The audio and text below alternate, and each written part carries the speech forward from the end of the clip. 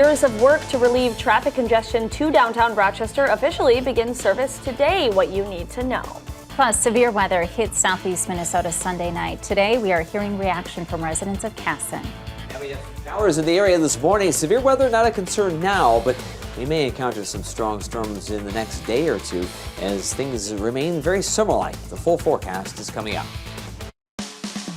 Live from your local news leader, this is KTTC News.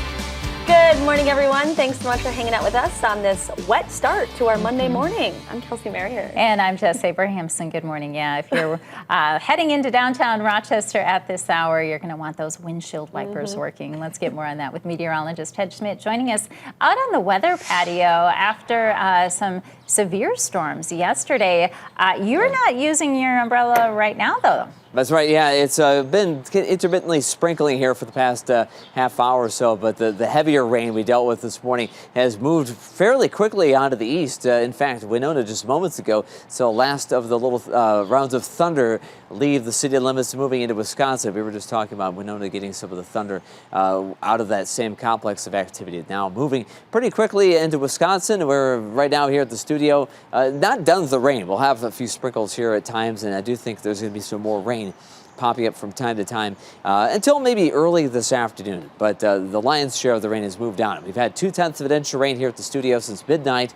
Overall, a little more than 0.6 of an inch of rain since last evening here at the studio in northwest Rochester. The rain is moving eastward. Still some showers lagging behind to our south and west. Some of that just now entering Mason City from the southwest. So look for some rain there, and rain now coming in from areas west of there that will continue to impact the area for the rest of the morning. 1 to 3 inches of rain has been detected north of us. That's the Doppler radar estimate as you look at the map there. Rochester up to ½ inch, and areas to the west in Dodge County, we had some reports of some heavy rain that hit about 1 inch to 1.5 inches last evening in Dodge County. Here, as we look outside, the thing is looking still very gray and damp. That's our Lewis Donaldo camera from northwest Rochester at 65. A light south breeze, dew point also the 60s, so kind of a warm, muggy morning. 66 in Rochester, Mason City 69, on our way to the low 80s today. Look for periods of rain and some thunder this morning, then increasing sun, a slight chance of a shower until about 2 or 3. Otherwise, bright, warm sun, 80 degrees today for our Back to Work Monday. Okay, yeah, our Back to Work Monday looks a little bit different, Ted, than what we saw in parts of our area last night. Let's take a look at some of the flooding and hail that some residents in Casson had to experience overnight. This was in the area of 1st Street and 5th Avenue Northeast. These are piles of hail. Kind of looks like snow by how much. People who live on this street say flooding here is actually pretty common after heavy rains, and they tell us the street has issues with drainage, and they're frustrated that the city hasn't really addressed the problem. This has to be taken care of. We shouldn't have to worry every single time it rains, which I'm paranoid every time it rains. I don't sleep all night long because I'm scared of what will happen. I know And if you have any other pictures or video from this weekend's weather, we'd love for you to send those to us by going to our website, KTTC.com. Traffic alert as you head out the door for your morning commute. Drivers on Highway 56 in Leroy will need to look out for detours starting today. Construction work there is moving into stage 2 out of 3, and according to MnDOT, crews are going to be working between County Road 56 and South Mather Street. The agency says traffic will be detoured along County Roads 12, 53, and 11. As you can see on this map, the detour will be in place through mid-August, and we have more on all of this on our website. Rochester Public Transit riders now have a new park and ride option in town. The 75th Street Park and Ride begins service today. The new long-planned facility costs more than $3 million and is the city's first owned park and ride facility. It will house up to 500 cars for transit riders and is free for everyone to use. The intent is to help reduce vehicle congestion for people heading into downtown by offering trips during the morning, afternoon, and evening commutes every 20 to 30 minutes. RPT says this new option will result in some service changes to other routes, so to learn more about those, you can go online at KTTC.com. In a new research study, the Girl Scouts of the USA is finding that most girls between ages 5 and 13 experience loneliness. And with age, it is finding this feeling can increase. Our Charles Kelly spoke with Girl Scout River Valleys to hear how they're working to combat this feeling among young girls. Really important story. Good morning, Charles. Good morning, Jess and Kelsey. The Girl Scout program focuses on making friends in peer groups with the help of adult support. This new study says 70% of girls ages 5 to 13 experience loneliness. Chief Engagement Officer for Girl Scout River Valley, Susan Anderson, says one contributor to this feeling is disconnection and isolation. The data shows that with age, loneliness intensifies and leads to a decrease in confidence. Anderson says there's promising news because the study finds that the power of friendship boosts confidence in girls to try something new. And so really understanding what Girl Scouts can do and what we are doing to increase connection, increase opportunities for girls to be with friends, increase opportunities to be in the outdoors, right? All of those things are antidotes to loneliness. Anderson says that this study is finding that girls actually prefer real-life interactions like going outdoors or being creative with peers rather than just scrolling on their phones. Adult volunteers play an important role in the Girl Scout program, and Anderson says they're trained on how to be aware of signs if someone is struggling and how to create safety in the Girl Scout experience. And she did say that anyone who is experiencing loneliness that are young girls and interested in getting involved, they can do so at any point throughout the year. Clearly, it shows the importance of girls getting that interaction with each other, but also what adults can do in this process. Absolutely. Such an important thing for us to remember as parents, too. Thank you so much, Charles. This morning, we want to give you a live look at our nation's capital as both the House and Senate are returning to Washington, D.C. today. President Biden is actually heading overseas while the Supreme Court has some big decisions on their hands. Our D.C. Bureau reporter, Ryan Henson, has a preview of our week ahead in Washington.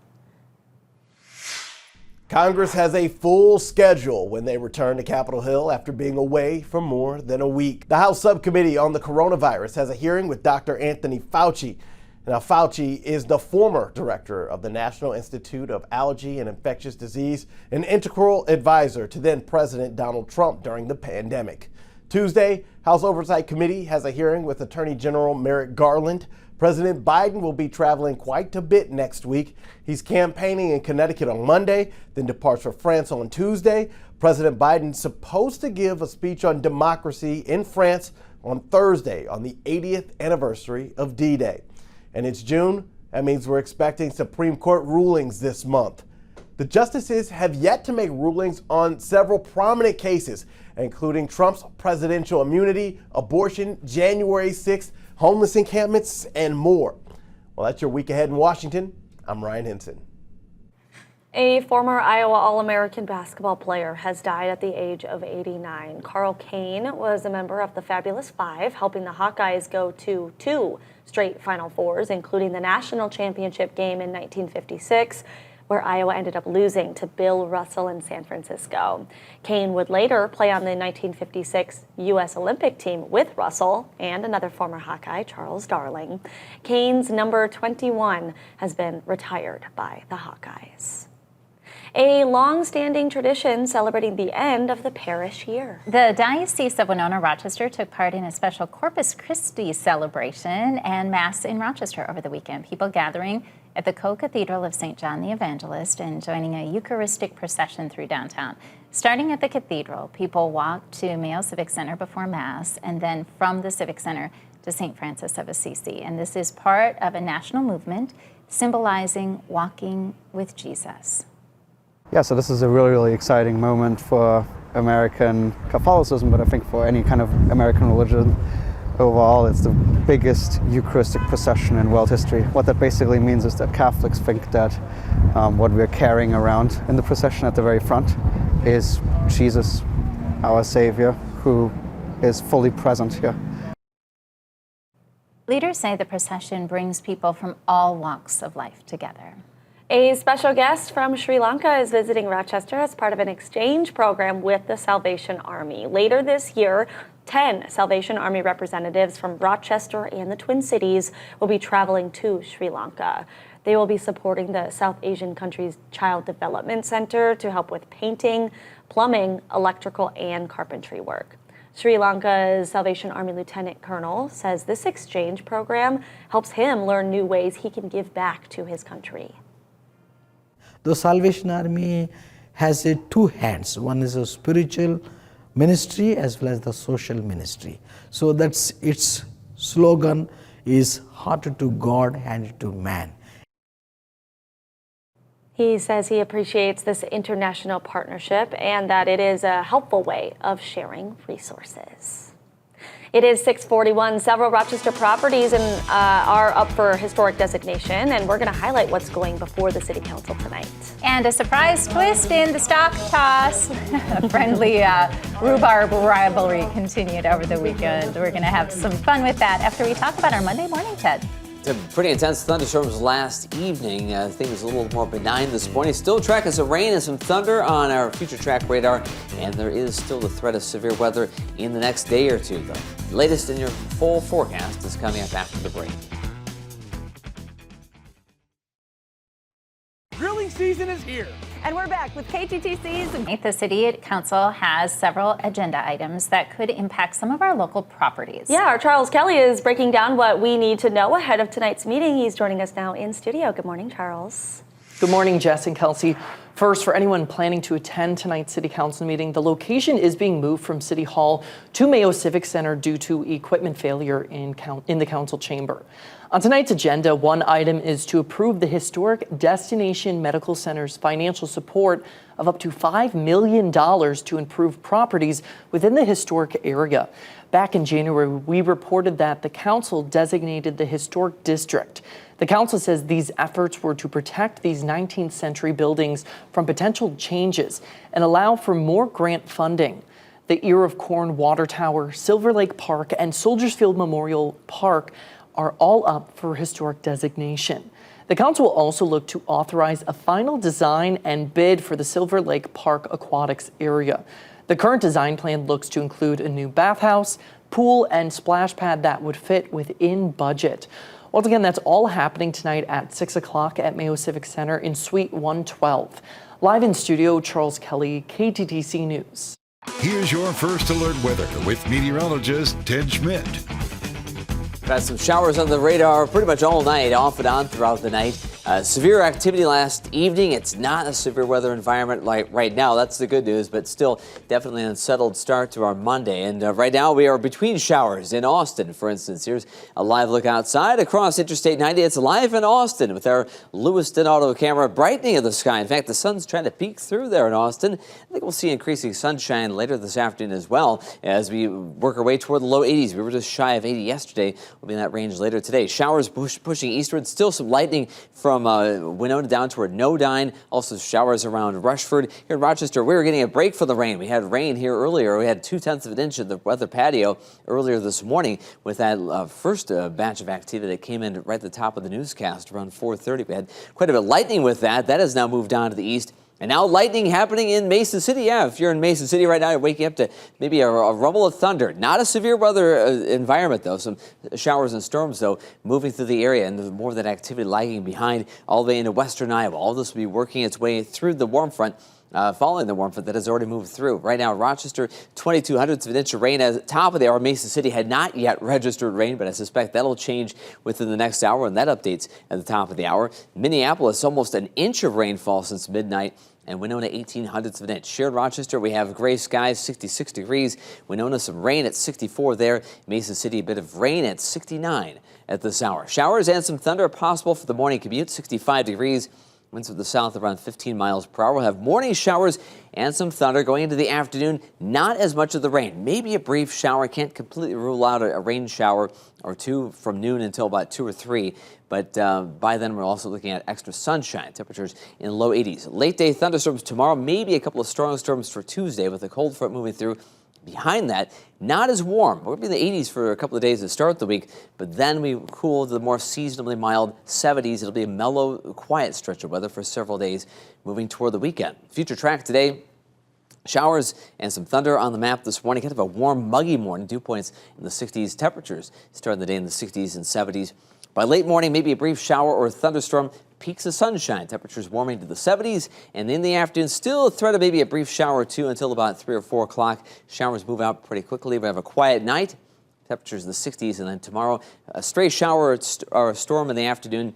But by the time we get to about 5 o'clock, here comes a line of storms that lasts through the evening hours. Temperatures warming to low 80s ahead of that, but look for some strong wind gusts, maybe some hail and downpours of rain for the evening hours. As much as an inch to inch and a half of rain, and really the setup for that situation tomorrow. With quieter weather on Wednesday behind that front. Level 1 risk from the Storm Prediction Center tomorrow, and that severe weather outlook from 5 p.m. to 10 p.m. Large hail, damaging winds, the primary concern. Not a widespread outbreak, but maybe a couple of strong storms in that line of activity that comes in. Rain chances today and tomorrow. Brief, slight chance of showers Wednesday afternoon behind all of this, and then things do get quieter and more seasonally mild for the weekend, mainly mid-70s again, which is typical for this time of the year. Today, increasing sunshine after some morning showers and thunderstorms, a high of 80. Winds from the south, 5 to 15 miles per hour. Tonight, partly cloudy, a low of 64, and light south winds.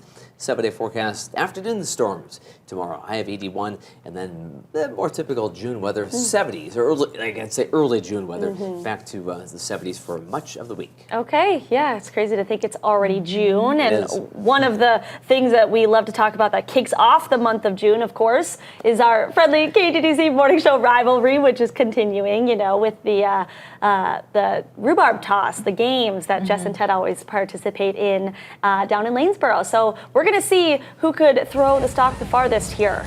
Jess, nice. I think we're going to see Ted's too and find out who the winner is. Of course, Ted tends to be sometimes a powerhouse in this event, but a shocking twist. Here we go. There we go. Jess's stock ended up a little bit farther, and she soars for the win. Your first victory, Jess, in about a decade. In about a decade. It's kind of like a really amazing Northern Lights viewing. Savor it while it lasts, because it's a special occurrence. I'm sure Ted will regain his title next year. But it was fun, Ted, wasn't it? Yeah. We had a good time. And this really is the star of Rhubarb Festival, the rhubarb itself. We are showing you now the taste test. And thanks to all the local bakers who donate their time and ingredients to make this happen, 25 amazing items that you could sample, and of course you vote for your favorite at the end. And Ted, they really outdid themselves this year. It was so hard to pick a favorite. They were so great, all of them. Yeah, it's always difficult, and it seems they add new stuff every time, and people try to be extra creative, and so there's always something new. Yeah, so delicious. It's always got a long line too, so that's how you know it's a fan favorite event. Thank you for having us. We look forward to it every year. I know you were there last year. Yes. Our morning show producer Steven came with us this year, and so much can't fun. wait till next year. Still to come this morning, it seems like lately the prices for just about everything are getting higher. Now Costco says the buck stops at the price of its popular hot dogs. You're waking up with KTTC. It is 6:52. KTTC weather, sponsored by Call to address something that is incredibly important to customers. The $1.50 hot dog soda combo, which has cost the same since 1985. The chain's CFO says despite media speculation, the price of that is not going up. And that is welcome news to inflation-wary customers who have seen the end of other longtime deals like Trader Joe's 19-cent bananas and the $10 membership at Planet Fitness. If Costco's hot dog deal kept pace with inflation, it would be at nearly $4.50 today. But the $1.50 price point is a strategic decision. Costco is willing to lose money on the deal if it helps draw and retain customers. The company actually offsets hot dog losses by cutting costs and raising prices for pizza and other food court items. It's 6:55. Here's a look outside live in Rochester, Highway 52 at 37th Street Northwest for your commute. You can see some raindrops on the camera right there because we're dealing with a wet morning. Ted will have more on the other side of this break. It is 6:57 in our top stories this morning. Some residents in Casson were experiencing flooding and hail last night due to some severe weather. This was in the area of 1st Street and 5th Avenue Northeast. You're looking at piles of hail, not snow, but hail in the beginning of June. People who live on this street tell us flooding here is actually pretty common after heavy rains. Yeah, that's incredible video. The new 75th Street Park and Ride in Rochester begins service today. The new long plan facility costs more than $3 million and is the city's first owned park and ride facility. This is going to house up to 500 cars for transit riders, and it's free for everyone to use. The intent is to reduce vehicle congestion for people heading into downtown by offering trips during the morning, afternoon, and evening commutes every 20 to 30 minutes. And people who have those early morning commutes had some rain they were dealing with this morning, Ted. Not as heavy as some of the rain last night, but yeah, some downpours of rain early on, and we have some thunder still on the map at this point. Rochester, actually here at the studio, we had about almost a quarter-inch rain early this morning.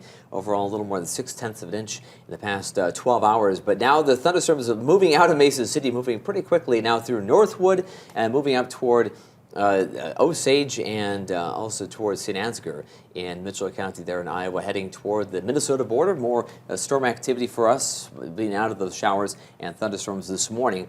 Until maybe lunchtime or even beyond, maybe a brief shower beyond that. We'll have increasing sun later in the day, a high of 80 degrees, so kind of a wet morning, but a drier afternoon. Tomorrow afternoon, the thunderstorms develop. We'll have maybe a couple of more of those heavy downpours of rain and stronger storms after maybe 5 p.m. Tuesday, so something to be watching. As around 80 tomorrow, but not as warm later this week. Okay, thank you, Ted. We hope you have a good start to your Monday. Yeah, and the Today Show is coming up next. We'll see you later.